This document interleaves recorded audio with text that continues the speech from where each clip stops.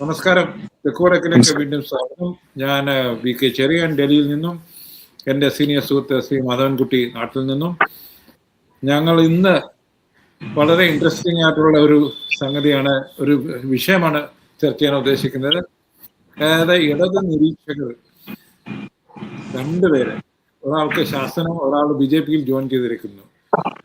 കേരളത്തിലെ ടെലിവിഷൻ ചർച്ചകളിലൊക്കെ വളരെ സജീവമായ രണ്ടുപേർ.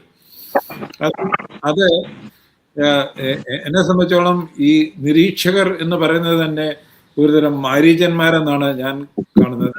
രാഷ്ട്രീയ പാർട്ടികൾക്ക് വേണ്ടി, രാഷ്ട്രീയ ബോസസിന് വേണ്ടി, അല്ലെങ്കിൽ രാഷ്ട്രീയ ഐഡിയോളജിക്ക് വേണ്ടി നിരീക്ഷകൻ എന്ന പേരിൽ ഇരുന്ന് ആ രാഷ്ട്രീയത്തെ, ആ ഐഡിയോളജിയെ മുമ്പോട്ട് കൊണ്ടുപോകാൻ ശ്രമിച്ച്, അത് ചിലർക്ക് വളരെ വ്യക്തിപരമായി അതിനകത്ത് ആഭിമുഖ്യം ഉണ്ടാകും. പക്ഷെ പലരും ഇത് ആഭിമുഖ്യമല്ല, അവരുടെ ഐഡിയോളജി മറയ്ക്കാൻ വേണ്ടി, അവർ ഇൻഡിപെൻഡന്റ് ആണെന്ന് കാണിക്കാൻ വേണ്ടി ചെയ്യുന്ന ചില നാടകങ്ങളാണെന്ന് നമ്മൾ ഇതൊക്കെ കാണുമ്പോൾ തോന്നുന്നു. താങ്കൾക്ക് എന്ത് തോന്നുന്നു? താങ്കൾ കുറെ നാൾ ദേശാഭിമാനിയിൽ വർക്ക് ചെയ്ത ഒരു ഇടതു സഹയാത്രികൻ എന്ന് സ്വയം പറയുന്ന ആളാണല്ലോ. അപ്പം താങ്കൾക്ക് എന്ത് തോന്നുന്നു ഇതിനെക്കുറിച്ച്? ഇത് രണ്ട് തരത്തിലാണ്. ഒന്ന്, ഇത് രണ്ട് തലത്തിൽ. ഇത് ഒന്നാമത്തെ, വാർത്താ ടെലിവിഷൻ എന്നുള്ളത് ഒരു ഷോയാണ്. ആദ്യം മനസ്സിലാക്കേണ്ടത്, വാർത്താ ടെലിവിഷൻ, ലോകത്തെവിടെയും വാർത്താ ടെലിവിഷൻ ഒരു ഷോയാണ്, ഒരു നാടകമാണ്. ഇത് ആദ്യം മനസ്സിലാക്കണം. അതിനകത്ത് വിദഗ്ധരെയാണ് ഏറ്റവും ഉയർന്ന നിലവാരമുള്ള വാർത്താ ചാനലുകൾ ഉപയോഗിക്കുന്നത്, ലോകത്തെവിടെയും ഉപയോഗിക്കുന്നത്. കിട്ടാവുന്ന ആളുകളെ പിടിച്ച്, സന്നദ്ധരാവുന്നവരെ പിടിച്ച് പാനലിൽ ചേർക്കുക എന്നുള്ളതല്ല ലോകത്തിലെ എവിടെയുമുള്ള വാർത്താ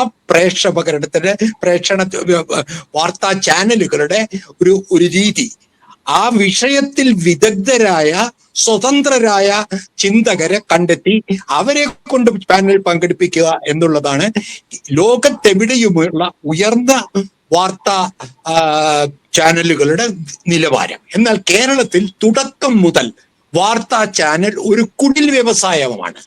10 പൈസ കൊടുക്കാതെ ഒരു നല്ല ഉടുപ്പുമിട്ട് വിളിക്കാൻ കാത്തിരിക്കുന്ന വലിയ വർഗം ചാനൽ ചർച്ചകരെ ഇത് സൃഷ്ടിച്ചു. കാരണം എനിക്കിത് പറയാൻ അവകാശമുണ്ട്. കാരണം എൻ്റെ സമയം അവിടെ ചിലവാക്കണമെങ്കിൽ, നിങ്ങൾ പറയുന്ന വിഷയത്തിൽ ഞാൻ ഗൃഹപാഠം ചെയ്യണമെങ്കിൽ എനിക്ക് ഇത്ര രൂപ തരണമെന്ന് ആവശ്യപ്പെട്ട എൻ്റെ ഓർമ്മയിൽ ഞാൻ മാത്രമായിരിക്കും. അതിൻ്റെ പേരിൽ കേരളത്തിലെ ബ്രോഡ്കാസ്റ്റിംഗ് കൗൺസിൽ, അതായത് ബ്രിട്ടാസ് നേതൃത്വം കൊടുക്കുന്ന എല്ലാ മുതലാളിമാരുടെയും സംഘടന എന്നോട് പറഞ്ഞതാണ്, മാധവൻകുട്ടിക്ക് പൈസ കൊടുത്ത് ചാനൽ ചർച്ചയിൽ വിളിക്കേണ്ട, അത് ഒരു പകർച്ചവ്യാധിയാകും, പിന്നെ നമുക്ക് നിലനിൽക്കാൻ കഴിയുകയില്ല. അതുകൊണ്ട് ഈ ബ്രോഡ്കാസ്റ്റേഴ്സ് കൗൺസിൽ എന്നെ പൈസ കൊടുത്ത് വിളിക്കരുത് എന്ന് പറഞ്ഞ ഒരു ചരിത്രത്തിന്റെ അനുഭവം എനിക്കുണ്ട്. അപ്പൊ ഇതിന്റെ നിലവാരവും, ഇത് രാഷ്ട്രീയ പ്രാതിനിധ്യം കിട്ടുന്ന ആളുകളുടെ എല്ലാം വെറും അവസരവാദികളായി സ്വന്തം മുഖവും സ്വന്തം ശബ്ദവും തുടർച്ചയായി സ്ക്രീനിൽ കിട്ടാൻ വേണ്ടി വരുന്നവരാണ് ഈ വക്താക്കൾ എന്ന് പറയുന്നത്. ഇപ്പൊ അഡ്വക്കേറ്റ് രാജേശ്വരി എന്ന് തൊട്ട് എത്രയോ ആളുകൾ അവരിതൊരു തൊഴിലാക്കിയിരിക്കുകയാണ്. കൂലിയില്ലാത്ത തൊഴിൽ. ഇനി ഇവർക്ക് ചെയ്യുന്നതിന് വല്ലവരും രഹസ്യമായി പൈസ കൊടുക്കുന്നുണ്ടോ എന്ന് എനിക്ക് അറിഞ്ഞുകൂടാ. ഇവർ എത്ര സമയമാണ് ഇതിന് ചിലവാക്കുന്നത്? ഇതിന്റെ വരുമാനം എന്തായിരുന്നു? ഇനി ഇപ്പോഴാണ് സോഷ്യൽ മീഡിയ. അന്നൊക്കെ ഒരു വരുമാനവുമില്ലാതെ ഷർട്ട് മാറിയിട്ട് അഡ്വക്കേറ്റ് ജയശങ്കറും ഷാജഹാനും ഇവരെല്ലാം ഇങ്ങനെ വന്നുകൊണ്ടിരിക്കുമ്പോൾ എനിക്കിത് തോന്നി, ഇതിന് വേറെ ആരെങ്കിലും സ്രോതസ്സുണ്ടോ ഇവർക്ക് വരുമാനം? അതോ ഇവർ വായിൽ നാക്ക് മാത്രം, ചിന്തിക്കാതെ വായിൽ നാക്കും മാത്രമായി അവരുടെ ഒരു പ്രദർശനം, മിടുക്ക് പ്രദർശനമാക്കി മാറ്റിയിരിക്കുകയാണ്. അതിൽ സകല ആളുകളും നുഴഞ്ഞു കയറിയിട്ടുണ്ട്. ഞാഞ്ഞൂളും പാമ്പും ആർക്കും അത് ദാരിദ്ര്യം. ഒരു കുടിൽ വ്യവസായമായ ചാനൽ ചർച്ച, ഒരു രാഷ്ട്രീയ വക്താക്കളെ ഉൽപ്പാദിപ്പിക്കാൻ കഴിയാത്ത രാഷ്ട്രീയ പാർട്ടികൾ, ഉയർന്ന ചിന്തയുടെ അടിസ്ഥാനത്തിൽ ചർച്ചകൾ ആസ്വദിക്കാൻ കഴിയാത്ത ഒരു പ്രേക്ഷക വൃന്ദം, ഇതെല്ലാം കൂടി ഉണ്ടാക്കിയിട്ടുള്ള വൃത്തികേടിന്റെ 2 കാര്യങ്ങളാണ് വന്നിരിക്കുന്നത്. ഒന്ന്, ഹക്സർ എന്ന കൃത്യമായ രാഷ്ട്രീയ പാരമ്പര്യമുള്ള സ്വതന്ത്രനായ ഇടതുപക്ഷം എന്ന രീതിയിൽ അവതരിപ്പിക്കാൻ ശ്രമിച്ചിരുന്ന അദ്ദേഹത്തെ ഒരുപക്ഷെ ക്രിട്ടിക്കൽ ഇൻസൈഡർ, അതായത് ആഭ്യന്തര വിമർശകൻ CPM എന്ന് വേണമെങ്കിൽ വിളിക്കാം. അത് വളരെ വളരെ അസാധ്യമായ ഒരു കാര്യമാണ് CPM പോലെ ഒരു പാർട്ടിയിൽ. അത് അറിഞ്ഞുകൊണ്ട് തന്നെ അദ്ദേഹം പാർട്ടിയെ തിരുത്താൻ ശ്രമിച്ചു എന്ന കുറ്റത്തിന് അദ്ദേഹത്തിന്റെ ഘടകം കൊല്ലത്തെ അഭിഭാഷക ബ്രാഞ്ചോ മറ്റോ ആണ്. അവിടെ അദ്ദേഹത്തോട് പറഞ്ഞിരിക്കുന്നു, ഇനി നിങ്ങൾ ഒന്നുകിൽ ഇടതുപക്ഷം എന്ന് പറയരുത്, അല്ലെങ്കിൽ നിങ്ങൾ പാർട്ടിക്ക് പുറത്തു പോകണം. അതാണ് ബദൽ CPM. അപ്പൊ തിരുത്തൽവാദിക്ക് ഭീഷണി, വഞ്ചകനായ റജി RSSലേക്ക് ഒരു സുപ്രഭാതത്തിൽ മാറിയ വഞ്ചകനായ റജിക്ക് എന്താ, അയാൾക്ക് ജീവിതം സുഖകരമായി. അയാൾ RSS അയാളെ പണവും പൈസയും കൊടുത്ത് അയാളെ സ്വീകരിക്കും. അപ്പോൾ അയാൾ പാർട്ടി അംഗമാണ്. എങ്ങനെയാണ് കമ്മ്യൂണിസ്റ്റ് മാർക്സിസ്റ്റ് പാർട്ടിയിൽ ഇത്രയൊരു വഞ്ചകന് ഒരു സ്ഥാനം? എങ്ങനെയാണ് ഒരു തിരുത്തൽവാദിയായ ഉത്തമ ബോധ്യത്തിൽ പാർട്ടിയെ തിരുത്താൻ ശ്രമിച്ച ഹക്സറിന് ഈ പറയുന്ന മുന്നറിയിപ്പ്? ഇത് കാണിക്കുന്നത് കേരളത്തിലെ രാഷ്ട്രീയ പാർട്ടികളുടെ ആന്തരികമായിട്ടുള്ള ശൂന്യതയാണ്. കേരളത്തിലെ കുടിൽ വ്യവസായ സമാനമായ 10 പൈസ ഒരു ഡിസ്കസന്റിന് കൊടുക്കാൻ തയ്യാറല്ലാത്ത തനി തറകളെ വിളിച്ചു കയറ്റി ദിവസവും രാത്രി 9 മണിക്ക് ചർച്ച ചെയ്യുന്ന ഒരു സംസ്കാരം രൂപീകരിച്ച ഈ മുതലാളിമാരെന്ന് പറയുന്നത് വെറും, നമുക്കറിയാലോ, മരം വെട്ട് കേസിൽ പ്രതി, പിന്നെ കുറെ കാലം ഇപ്പോൾ CPM IT ഉപദേശകനായ നികേഷ് ഒരു കൊച്ചു മുതലാളിയായിരുന്നു, പിന്നെ മനോരമ. ഈ മനോരമയും മാതൃഭൂമിയും ഇത്ര ദാരിദ്ര്യവാസികളാണെന്ന് ഞാൻ അറിഞ്ഞത് എന്റെ ആ ചാനൽ കാലഘട്ടത്തിലാണ്. ഞാനിത് ഒന്ന് പറഞ്ഞോട്ടെ, ഞാനിത് കേട്ടു. മാതൃഭൂമി തുടങ്ങിയപ്പോൾ അവർക്ക് വിളിക്കുന്നവർക്ക് 1000 രൂപ കൊടുക്കാം എന്നൊരു നിർദ്ദേശം വെച്ചു. അത് താങ്കൾ പറഞ്ഞ ബ്രോഡ്കാസ്റ്റിംഗ് കൗൺസിലിന്റെ മുതലാളിയാണ് പറഞ്ഞ, അങ്ങനെ ഞങ്ങളുടെ അതിന് പൈസ ഇല്ല, അതുകൊണ്ട് നിങ്ങൾ തുടങ്ങിക്കഴിഞ്ഞാൽ എല്ലാരും കൊടുക്കേണ്ടി വരും, പറഞ്ഞു. എന്നിട്ടും ചെറിയാൻ എനിക്ക് രഹസ്യമായി എനിക്ക് രൂപ തന്ന് വിളിച്ചിട്ടുണ്ട് ബ്രിട്ടാസിനോട് 5000 രൂപ ചോദിച്ചിട്ട് ഞാൻ കൈരടിയിൽ പറഞ്ഞിട്ടുണ്ട്. അത് ദേശാഭിമാനിയിൽ ഇരിക്കുമ്പോൾ ഇതിനൊക്കെ വേണ്ടത് മനസാക്ഷിയും ആത്മധൈര്യവുമാണ്. ആരുടെയെങ്കിലും നാക്കായി നടക്കാൻ കഴിയാതിരിക്കുന്ന വ്യക്തിത്വം വേണം, മാധ്യമ വ്യക്തിത്വം വേണം. ഇതൊന്നുമില്ലെങ്കിലും നിങ്ങൾ മാധ്യമ പ്രവർത്തകനായി അറിയപ്പെടുമെന്നുള്ള ആത്മവിശ്വാസം വേണം. അതല്ലാത്ത ഇതിൽ കയറി നിരങ്ങുന്നവരുടെ നിലവാരം, അത് കേരളത്തിലെ പ്രേക്ഷകർ തന്നെ വളരെ വൃദ്ധന്മാരാണ് ഇത് കാണുന്നത്.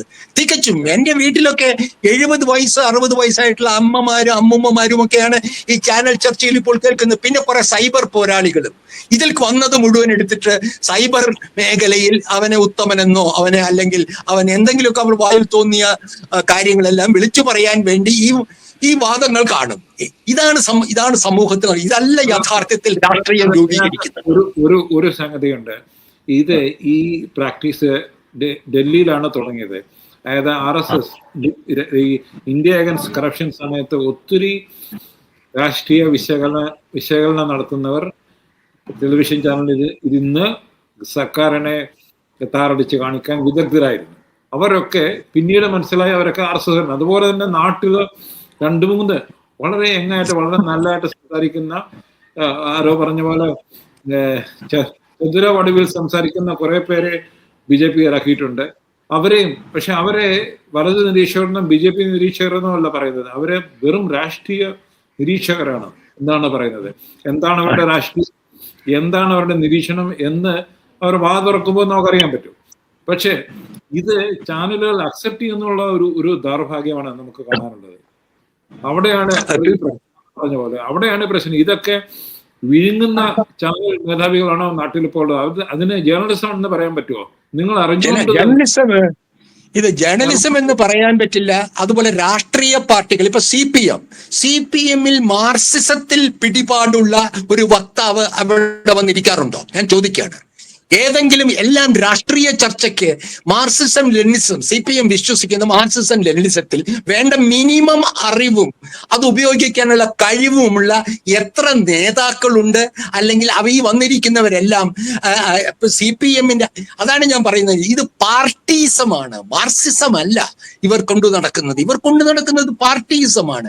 പാർട്ടിയുടെ അതാത് കാലത്തുള്ള എന്തിനേയും ന്യായീകരിക്കാനും സാധൂകരിക്കാനും പറ്റുന്ന കുറെ ശബ്ദവും ഉച്ചയും അല്ലെങ്കിൽ പ്രാഗൽഭ്യവുമുള്ള ഉറക്കെ വിളിച്ചു പറയാൻ കഴിയുന്ന നാണം കുറവായ നാണിക്കാൻ കഴിയാത്ത വിധം മോശമായ സ്ഥിരം ചരക്കുകളെ, സ്ഥിരം അവതാരങ്ങളെ തങ്ങളുടെ രക്ഷകരായി കാണുന്ന പാർട്ടിയും ഇതിനെ പൈസ കൊടുക്കാതെ ഇവരെ കൊണ്ട് പറയിച്ച് പണമുണ്ടാക്കാൻ നടക്കുന്ന കുടിൽ വ്യവസായികളും, മാതൃഭൂമി, മനോരമ തുടങ്ങി ഏഷ്യാനെറ്റിനെയും ഞാൻ കുടിൽ വ്യവസായമായിട്ടാണ് കേരളത്തിൽ കാണുന്നത്.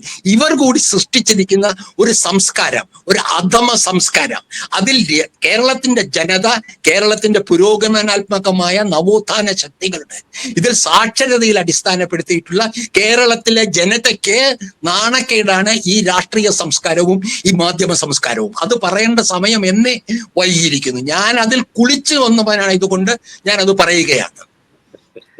എനിക്ക് ചിരിയാണ് വരുന്നത്. ഒന്ന് വളരെ കൃത്യമാണ്, ഈ നിരീക്ഷകർ എന്ന് പറഞ്ഞ് രാഷ്ട്രീയ അല്ലെങ്കിൽ പല പാർട്ടികളുടെ വക്താക്കളുടെ ഇടയിൽ ഇരുന്ന് കളിക്കുന്ന ആൾക്കാർ മരീചന്മാരാണെന്നും അവർക്കും കൃത്യമായ രാഷ്ട്രീയ അജണ്ട ഉണ്ടെന്നും അവർ ഇത് ചാനലുകളുടെ ഒരു കളിയാണെന്നും ഇവരെയൊക്കെ വെച്ചുള്ള ഒരു പൊതു വ്യവസായമാണെന്നും ജനങ്ങൾ അറിയേണ്ട കാലം കഴിഞ്ഞിരിക്കുന്നു. അതാണ് എനിക്ക്